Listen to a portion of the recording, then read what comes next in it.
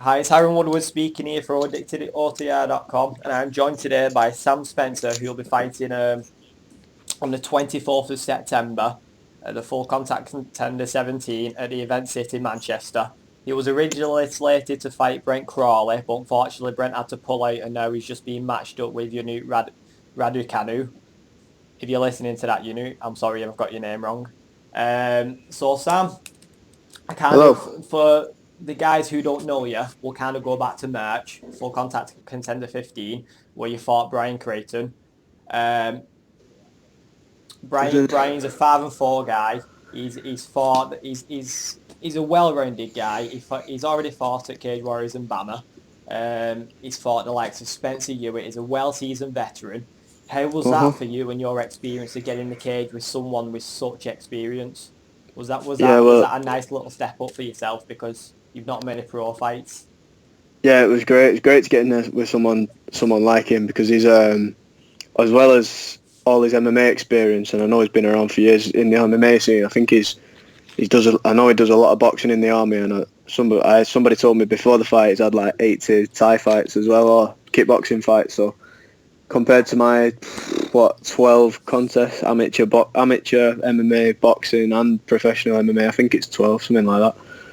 He's outgunned me in experience, but so yeah, it was nice to test myself against like a wily veteran. Well, yeah, that was Yeah, it great. was great. You took obviously you took the victory, and it was a well hard fought fight. I mean, that first round was absolutely incredible. Um, Yeah. he brought your jaw in the first round. Uh huh. I mean, I know you said this before in one of your full contact contender videos, but what was the actual break? There was a break straight down the middle. There was a break, if you imagine, like an inch just like to the right of my chin, Yeah. and then I think there might have been, yeah, that was it. There was a break down the middle, break to the right of my chin, and then a dislocation just up near my ear, up And near that my was, right ear. I mean, that was the first round as well. I mean, you showed a lot of heart and guts as First well. I first mean, 3 minutes, mate. It's yeah, about two exactly. minutes, The about first two three minutes in. minutes. So Yeah. you had another 12 minutes to against a boxer, a well-rounded boxer as well. I mean, Mm, you did incredibly well. thank you, mate. Thank you. Appreciate that. And I think you got the push as well that you deserved. I mean, the views of the fight itself on Full Contact Contender on YouTube, it got like 5,000 views. So I think that was a nice little boost for yourself and Yeah, a nice definitely, little definitely. Yeah, confidence booster with the other than the actual injury and the recovery time I needed to take after that fight, everything else was pretty positive coming off it. Like I there. thought I did pretty well in the fight. I only really took one decent shot, and but it just managed to break my jaw. And the rest of the fight, I did pretty much what I wanted to do for the going in. I wanted to hit, move, hit, move, hit, move. Make sure that he couldn't land too many shots on me because if you all you need to do is look at him and you can tell he's built for power. The guy's a monster. Yeah, he is. I It's mean, like, he's a I've small, never been it stocky like that guy. in my He's a life. small, stocky guy. I mean, I know he's tried to make flyweight in the past and he's actually missed weight. I think that's why he kind of came back and stuck to bantamweight. Yeah, Um, yeah. I think he is a bantamweight. He's just some people are tall at the weight, some people are short yeah, at the weight. But it don't mean just because you're short at the weight, don't mean you should kill yourself to make the weight. I think he's like a full bantamweight. He's not a no, small guy honestly, at all. he's a huge guy, and he seems like he does seem like a great guy as well. I kind of want to move Yeah, on. he's cool. He's cool. He's cool. I like Brian. I kind of want to move on to the whole beef thing with Javon because it seems to have just slid past a little bit since Javon actually lost to Joe Rice back in, I think it was June at Full Contact Contender 16. Yeah, Um, how this for guy again. yourself, is that a fight that you will still want?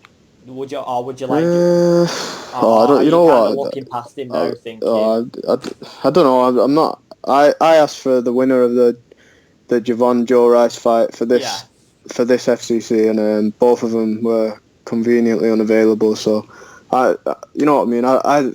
He was shouting a lot. If I'm shouting a lot like that at somebody's fight, and then the guy wants to fight me, however long after, I'm making sure I'm available for that date. You know what I mean. If the fight happens in the future, it happens. But at yeah, this because point, I like don't care about any of yeah, them. I mean They you're both ducked me. you were slated to fight him last year, but there was obviously issues there, and then Mm, you had this fight against Bryan in March, and Javon was quite vocal, as you can hear it on the video as well. On the fight video, he was quite vocal with the commentators. Yeah. And afterwards, it was, I don't know, there was that kind of, I always thought, I think what it was, you beat Bryan, but obviously you suffered a broken jaw, and I think the plan was for you to fight Javon at FCC 17. I think that's how it was kind of going to plan out. 16. Was it 16? Yeah, I think if I'd have got, when I did beat Bryan, and then Javon was shouting about, obviously I think he wanted the fight on, but he the actually next didn't realise FCC. at the time that you'd actually broke your jaw. Yeah, of course. So that's why So you that took the obviously fight couldn't happen. with Joe. That couldn't happen at 16. But I think obviously, I mean, if Javon had actually won the fight against Joe, because you know what, I mean, when Javon actually fought Joe, he actually was quite kind of, he was 2 rounds up. He was 2 rounds up against Joe. He looked pretty comfortable, but unfortunately ended up, I think Joe ended up on his back. He gassed. Joe got his back. Sorry, Joe Rice actually got his back and just delivered a bit of ground and pound. And I think Javon was a little bit gassed out at that point as well. So yeah, he gassed and he quit. Yeah. That's against Joe Rice, a guy who's, I mean, he's all right. He's pretty well rounded in that, but I don't mean it in any disrespect, but he's not on my level. And if Javon's gassing after 2 rounds with him, he's gassing after 2 minutes with me. Yeah, so obviously that's a fight. I mean, Javon's a person you're looking past now. You're thinking not to yourself, looking past him. If there's a fight there, it'll sell tickets. You know what I mean? It's gonna get some hype. So I'll fight him if he wants to fight. But it doesn't seem like he does. I've given him the call out on Twitter, and I've not heard nothing back. So God knows, mate. We'll see if something fizzles out, because for me personally, I think for a lot of other guys, I think it will sell tickets. I think it's a great fight. I mean, the beef that you was having at the beginning, just after the Bryan Creighton fight, everyone seemed to be getting involved, and all eyes seemed to be on you two at that time. But obviously, it's a cool beef. It's a cool little back and forth. But the fight wouldn't be as back and forth. It's a one-sided fight. I think he knows that. Fair enough. Right. Okay. So he was actually right. So getting back to your matchup, he was actually scheduled to fight Brent Crawley, who's 6-3. He's a nice, well-seasoned veteran. What was the actual issue there with him pulling out? Because I've kind of heard different stories, so I don't want to be judgmental giving my opinion. Do you know exactly what went on in that situation? Not really. I don't know much. I was training. Just got finished sparring. This was about, 3 weeks ago now, maybe. No, I'm just telling lies. 2 weeks ago. Got the call after sparring off Adam. He rung my coach, Gav, Adam Taylor, the FCC promoter, and he just said that Brent's out. He's not given any reason other than he's not injured.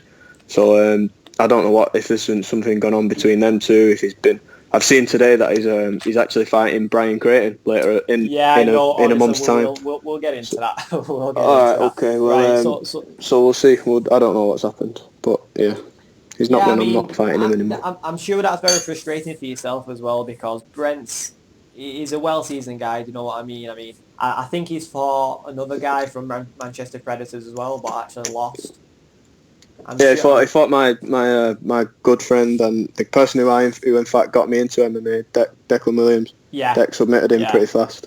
Yeah. But still, I think it was nice to have someone who's got nine pro fights. It was kind of I think it still was a step up from your other 3 opponents. Is it quite frustrating for you for him to pull out and like, no disrespect to the guy you're fighting, you knew. Because he's only 0-1 as far as I'm aware. I think he's 1-1. I think there's a fight out there that's not on the record, but I'm not sure. Yeah, I'm not sure. Is that quite frustrating for you? Do you feel like you're taking a bit of a step backwards? And it's when I took that fight with Brent, I wasn't looking at it as a big step up. I think Creighton's much more dangerous. Yeah. I think Creighton, I will get into that fight if you want later on, but it's a step up in experience, but I don't think he's particularly too dangerous. Brent Crawley. I mean, I've seen he's been around years. He's had plenty of fights. He's always done pretty much the same thing. don't seem to have improved too much over the years. But you know what I mean. He's not daft. He's not bad. He's not a shit fighter by no stretch of the imagination. But we want like I wasn't scared of that fight, or I wasn't thinking that I was gonna struggle in that fight at all. Yeah. These are all just fights that I'm pretty comfortable with, I think. Well, yeah, I mean, it's great that he's showing confidence, but obviously it's still nice to get in there with a guy who's had a good couple of fights and he's well seasoned. Yeah. He's been in with some good guys as well. Yeah, exactly. So yeah, I kind of want to talk about your training. I mean, we know everyone kind of sees you as a stand-up fighter, but you've kind of posted a lot on social media lately that you've been training quite a bit of jiu-jitsu and you've been enjoying it. Is jiu-jitsu something you're going to take up a lot more now? Are you looking to kind of balance your game out rather than people don't really look at you and think that this guy's just a stand-up fighter? Do you want to be well balanced and well rounded? Yeah, I did a jiu-jitsu competition I think about a month and a half ago now. Got a gold medal, got a silver medal. That's the first one what I've done in the gi especially. But if you look back to all my amateur fights, I was pretty much a grappler anyway back in the day. When I was when I had all my amateur fights, I used grappling to win them pretty much. I didn't really outstrike anybody at amateur. It was only when I turned pro that I had a bit of time off in between my last amateur fight and my first pro fight, and I worked extensively on my boxing and kickboxing, and from that point on I kind of fell in love with it in that little period. Fell in love with striking, fell in love with I just think that striking based fighters are more fun to watch. For me personally, when I watch a fight, I like to watch a striker. Yeah, I agree. I think for the people who are in the game itself, mixed martial arts, who are actually heavily involved, I think watching grappling and things like that are very entertaining for them. But I think from just a normal fan perspective, someone who just sees it as a bit of a pastime, like watching a football and then they'll go home or something like that. They want to see a stand-up war. They want to see entertainment. Do you know what I mean? They want to see blood. So I can understand definitely. I can understand it from that point of view.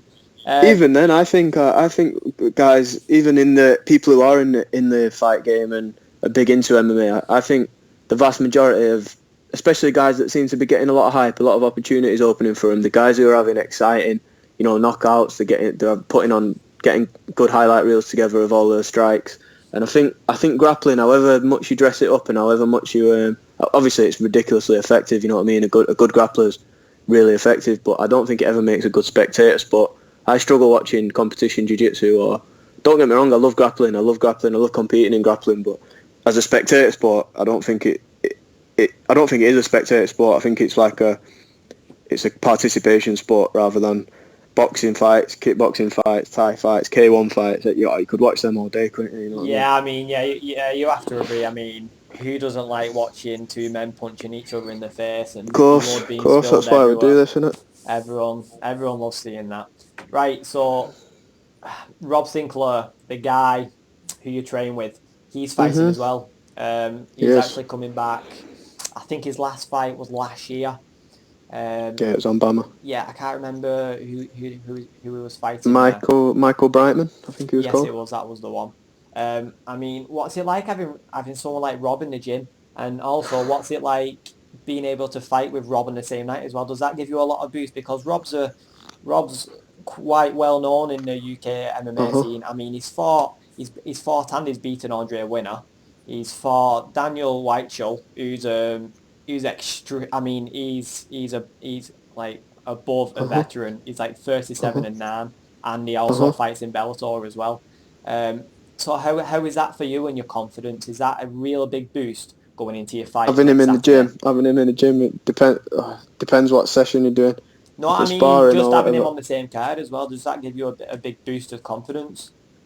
Of course, yeah, it does. Well, I don't know about a boost in confidence because he's not in there holding my hand when we're fighting. You know what I mean? It's my. I need to be confident in myself. Rob's a good training partner. It's top to have him. It's top to learn from. You know what I mean? He's been around that long. He's done everything you possibly can in this sport. He's fought internationally. He's won world titles. He's been around for years. He's an absolute beast. He's sparring, mate, and I've never sparred anyone quite like him. But yeah, it's great to fight on the same show. I'm more looking forward to it than anything. Just excited for it to be in that same arena with him, same warm up area and all that. Yeah, I can't wait. Yeah, that's great to hear. I mean, getting back now to getting back to Brent and Bryan, as you were saying before, it was released today that Brent Crawley and Bryan Creighton will be fighting on Almighty Fighting Championships on the 29th of October. How are you feeling about that? Because obviously you beat Bryan in March and you're slated to fight Brent, and it's so coincidental that now them two are fighting. Is that very frustrating for yourself? Nah, not really. I spoke to Bryan Creighton today. In fact, he messaged me today. Had a little chat about it. Just I think I don't really. This is the thing. I don't know why he pulled out. I don't know why Brent pulled out of the fight in the first place. So I can't just say that he's ducked me or whatever, because he might have some, I don't know, personal issues with FCC. I'm not sure, but it's not frustrating. I don't mind. Everyone can fight everyone. I might fight Brent in the future. I might fight Bryan again. I don't know if I will, but God knows. But Yeah, you never know. If there's plenty of time. Bryan strings himself a couple of wins together. I mean, I know Bryan's on a 3-fight losing streak now, but the guy's an absolute beast. He's still a well, I don't fancy getting my jaw broken again, so if I can, I don't fancy fighting him again. You know what I mean? Well, yeah. Speaking about your jaw as well, I mean, how was the recovery process for yourself? Was it frustrating not being able to train and just sitting on the sidelines and seeing all your teammates training, and you've had to sit there and, you know, drinking liquidated food and things like that? It was pretty frustrating for a couple of months, but I tried to take all the positives I could. I did a lot of I don't know, mental training, reading. Took on a bit more of an coaching role in the gym, trying to help out a few of the amateurs who had fights at the time. I was able to make a bit more money than usual teaching my own sessions, because I wasn't obviously killing myself training like 2-3 times a day myself. So I was able to stack up a bit of money and be able to not worry financially for this fight camp. I've been able to pretty much knock all my training other people on the head for a little while and concentrate on my own training. So there's plenty of positives in the situation. But yeah, when I couldn't really train, I tried to stay as fit as I could while my jaw was all busted up. I was running sprints and jogging, skipping, shadow boxing, all that fun stuff. But yeah, I like sparring. Sparring's my favourite sessions of the week, and sparring and rolling, they're the two things what I couldn't do for a good 3 months. So yeah, it was annoying, but stayed positive throughout.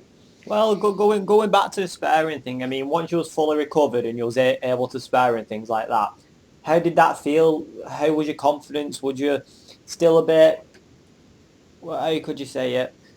A bit apprehensive. Yeah, a bit apprehensive about somebody catching it, and maybe because you've already broke it once, you know, you don't want it to happen again. Because I can't imagine it feeling very comfortable when that first happens. So I didn't take any contact for about 2.5 months. Yeah. Nothing at all. I started doing some really light sparring with full head guard, 16 Oz gloves, you know, trying to minimise the contact, and they were just doing like touch sparring for another month after that.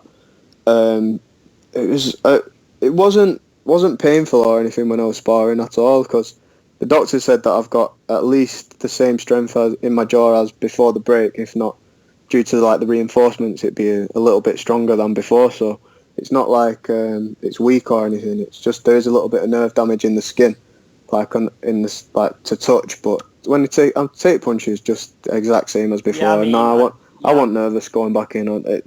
This is what I'm gonna do for a while. So I can't let little injuries and that make me get nervous about sparring, because I was just raring to go, to be honest. The excitement to spar again overdid the nerves of taking shots, I think. Yeah, I think the adrenaline as well.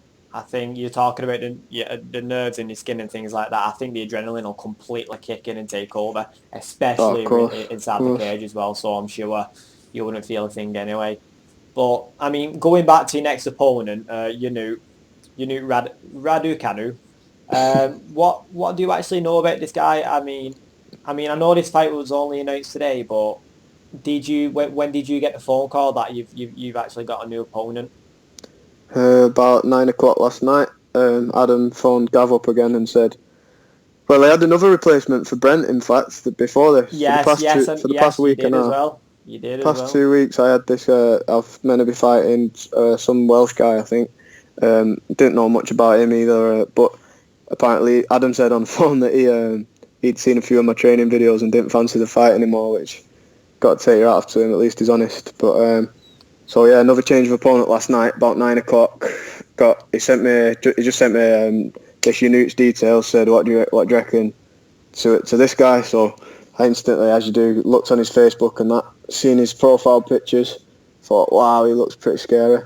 Did a bit of YouTubing, did a bit of research, tried to find out as much I could about this guy. Didn't say much. Yeah, go on. No, what do you actually know about him then? Because personally, I've never actually heard of the guy. I know he's from Romania. I know, as you've said, he's a one-on-one guy. But I actually don't know much about him. So, as you're studying last night, what could you actually see about him? Well, I still don't really know much about him, to be honest. He's only got one kickboxing fight on YouTube. And in that, it's like it finishes after probably 2 minutes. He goes down off I think he gets hit in the nuts and stays down off or I'm not. I don't even know. You can't really, because it's all the commentaries in Romanian, so I'm not sure what goes on in that fight. But and then he fought a guy called Javid Basharat on UC MMA. That's his loss. That was at the start of September, and I've managed to get hold of a bit of footage of that fight, and he gets submitted. I think it's in the first round. He gets submitted in the first round. So there's not much to go off there either. I really don't know hardly anything about him other than he looks pretty scary. And, is that a little bit frustrating for you not being able to know much about a guy rather than you fighting? When you fought Bryan, Bryan's fought on Cage Warriors and Bama. There's a lot of footage of him. He's fought well-known guys. You can study him properly. You can study his weaknesses and things like that. But you've got a guy coming in. Yeah, he's being submitted in the first round. I know it was quite quick and things like that. But you've not had chance to understand exactly what he's like and what his weaknesses are and things like that. Does that make you a little bit more wary than somebody that you can study a lot of footage on? Not really. Not wary to take the fight. It's more. I know this is to take the fight. It's just getting in the cage and not really know what to expect. Not really being able to have a full game plan of his weaknesses implemented. We know you have your own game plan, but having a game plan to expose his weaknesses.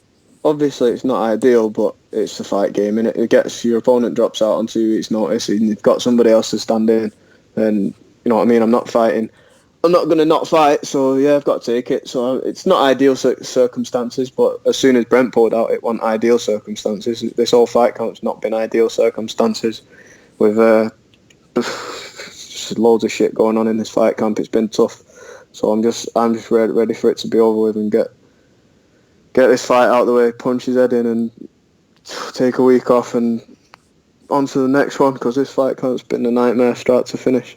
Are you looking, so let's say you go in there next Saturday, you get a victory, are you looking ahead of this fight? Are you wanting to fight again later this year? Are you looking to be... Yeah, definitely. Are you looking definitely, to be I want to be out twice more this year, I think. Yeah, and just try and be touch wood, no injuries, but I want to be out twice more this year, get this record popping, maybe see what Adam's got after this fight, or see what other shows have got. See if we can look at maybe a bigger show. I don't know. Cage Warriors, hint. But yeah, we'll see what's going on. Hey, you never know. You're at them wins together. You're straight up there. Up there. So how do you think at the minute about the old UK MMA scene? I mean, it seems to be absolutely thriving at the minute. I mean, you had Bama, you had Cage Warriors. I know Bama was in Ireland, but let's just say UK and Irelanders together. How are you feeling about the whole UK MMA scene at the minute? It seems to be just growing and growing and growing rapidly. You're getting more and more fans, more and more people interested in starting MMA. And also you've got UFC Belfast coming up. You've got UFC Manchester coming up. I mean, it just seems to be non-stop for the UK MMA at the minute. Yeah, it's great. You've got to take your hat off to Conor McGregor and Michael Bisping. They've done it. They've put the UK on the map. When we're on the world stage now, we've got big, real stars and champions coming from Britain. Yeah. I mean, if you look now, look how many UK fighters have been signed up. I mean, Matt Diakese, who's an absolute killer, who's just been signed up. You've got Arnold Allen in there. You've got We've got Scott Askham loads. as We've got well. loads. You've got Yeah, loads of top UK talent, and not just saying that. I mean, just now at the minute in the UK MMA scene, you've got plenty of top tier talent who would take out quite a lot of the UFC roster. I mean, yeah. did I you watch think Cage Warriors we've this taken a weekend? while. We've taken a while to catch up to the Americans in how well rounded we are now. But I think obviously there's wrestling deficit. I think there still might be that in some gyms. But I think it's taken a while for us to catch up. But we've finally got there. You Yeah, I look at the mean, talent that the best shows in Britain are putting on, and then you could put that anywhere in America. You could put that on any UFC card. The main events of like these high level British shows, FCC, Cage Warriors, Bama, the lot Tanko looking good as well. Any of these shows, ACB as their well. ACB's headliners, coming up. I mean, yeah, the Russian ACB promotion. is an absolute. That card is an absolute monster. It is full of USC veterans, and that card itself. If you see the card, anyone listening, hmm it's absolute monster, and it's a monster of a show, which is going to be on the 1st of October as well. I mean, you've got Uh-huh. Saul Rogers on there, you've got Danny Mitchell, Yeah, it's got a big show. you've got so many big names. I mean, Norman Parkey is another one. hmm He's recently just come out of the UFC. Yeah, but let me go back to Cage Warriors a second because I was there at the weekend in the Echo Arena. I went down, bought a ticket, watched it, sat in the crowd, and I've never seen anything like that in my life. Not in person anyway. The Mr. Pimblett was, oh mate, that was a star. He was a star in the making Yeah, that night. he was absolutely fantastic. I That was mean, his coming out party. I do you know think something he as sold well? about 1,000 tickets. Yeah, I mean, do you know what's great as well? Paddy as well. It for anyone else, it would have been like the whole world on your shoulders. You're going back to your hometown. You're fighting for the title. This could be a shot to the UFC. You know, it's straight in there, and they completely destroyed this guy. And Yeah, he again, smashed it. He they done great. destroyed this guy again. I think what we need to see now, though, with people like Paddy Pimblett and Chris Fishgold as well. I mean, Chris Fishgold. I mean, he's quite quiet, but Chris is the talent in him is absolutely using. I mean, he's such an amazing grappler. I mean, his guillotine is an absolute killer. I don't think there's many people, even in the world, who has a better guillotine than Chris. Yeah, he's Um, pretty good with that, isn't he? and then, but going back to Paddy, I mean, what's next now for him? I mean, you've got UFC Manchester coming up. Can we see him on that card? I mean, going back I as don't well. know. There's Tim Wild Uh, as well. Did you see Tim Wild fight? yeah, I seen them all. Yeah, I was there. Tim It went Wild. I off. It went mean, off. Tim Wild beat Michael Lebu, didn't he? I mean, Michael Lebu was fought in the hmm UFC, and Yeah, he looked good. He looked good. Tim in the second and the third round, he made the guy look like an amateur. I mean, Tim's got such an because actually fought on the same card as you, didn't he? At March, Uh huh. he fought Martin Delaney, and he Yeah, he completely destroyed smashed him him there as in the well. first round. Yeah, And he's a then, beast. He's got some nice striking. yeah, I Won't mean, mind doing a bit with that gym. Won't mind getting down that gym and doing a bit with them. what They seem like they know UTC? what to do. Yeah, man. They seem like they can do a bit. Yeah, because I mean, Tim's got such an unorthodox style striking. I was watching his striking, and he'd throw a jab, he'd throw something, but he'd just give a little slap as well.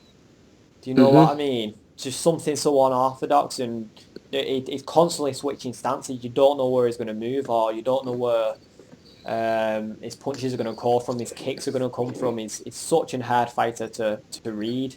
Um, I mean, he weathered a storm in that first round, but that second and that third round, especially the second round, that second round was a striking clinic. It was a highlight reel round for anybody looking to improve on the stand-up game themselves. Yeah, and you know what Um, the next stand-up clinic is? Sam Spencer, 24th of September, Event City, FCC 17. like, hey, There'll be we another hope so free anyway. lesson We hope going on so, that Sam. night, mate. Um, Of course. yeah. So, have you heard any messages from units or anything like that? Anything is posted on social media, or has it been quite quiet in the God past knows, day? mate. I don't care. I don't care. I don't know about that. I'll let him. I don't think he's going to have much to say. I don't know if he even speaks English. God knows. Well, I don't know. It's not about what he's saying. It turns up as long as he turns up on a day, he comes prepared to fight, and I hope he can take a dig as well because he's going to get a few licks. Fair enough. Right. So then, is there anyone else you'd like to thank or anything like that before we end the interview? Yeah, of course. First and foremost, all my training partners, all my coaches, Gav, Mogge, Declan, Tom, Aaron, all the boys down at Predators. If anyone, Gaz, anyone I forgot there down at Predators, they're on with 12 hours a day. I'm with them all day doing the reading, try to push them all to train harder, and we've got that little family vibe going on at the gym at the minute. So it's popping at the gym. I love it. So yeah, thank you to all them. Thank you to my sponsors. More Muscle Treatment, Full Motion Physio, Aidan at Rosendale Defenders. Have I forgot anyone? I think that might be it. Fantastic, Sam. Yeah, I think that's it.